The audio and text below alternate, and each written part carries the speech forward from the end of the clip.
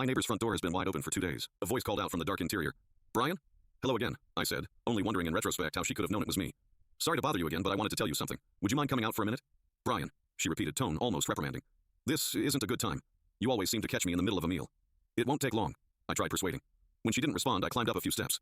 Isabel, there's been some suspicious activity around the neighborhood recently. I know you like to keep the door open for the breeze, but maybe you ought to keep it shut today.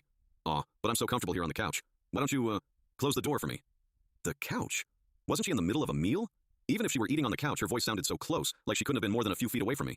Was she hiding behind the door? I climbed up the rest of the steps, trying to recall the inside of her house from the 2 or 3 times I'd been inside. I knew that the room immediately to the left of the entryway was the living room, and most likely where Isabel was supposedly sitting.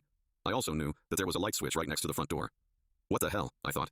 I'll just go inside for a minute, say hello, and then shut the door for her. It'll give me some peace of mind to actually see her instead of just hearing her voice. I glanced over my shoulder toward my own house. Bailey was still barking her head off, which was unnerving, but the sight of Alice keeping an eye on me gave me some peace of mind. It was just a house, I told myself. Just a normal house with my own neighbor inside of it. Taking a deep breath, I stood at the threshold, shocked at how, despite my closeness, the inside of the house remained pitch black. I thrust a hand inside, and it disappeared like I dipped it into oil. As I groped around for the light switch, my fingers brushed against something solid, something warm.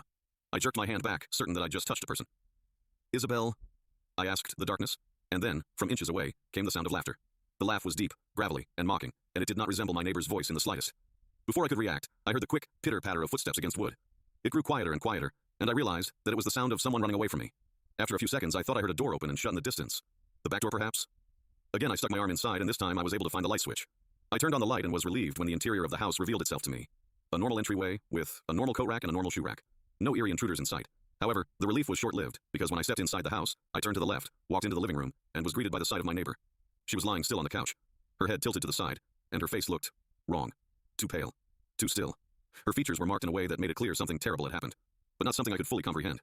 It looked as if someone had carefully taken away what made her look alive, and left only the hollow impression of it behind. I couldn't move. I couldn't breathe. I waited to wake up from a nightmare. I waited for Isabel to walk in from another room and tell me I was looking at some kind of prop. But no one came. Eventually, I staggered out into the rain. When I returned home, I immediately called the police, though I had trouble putting what I'd seen into words.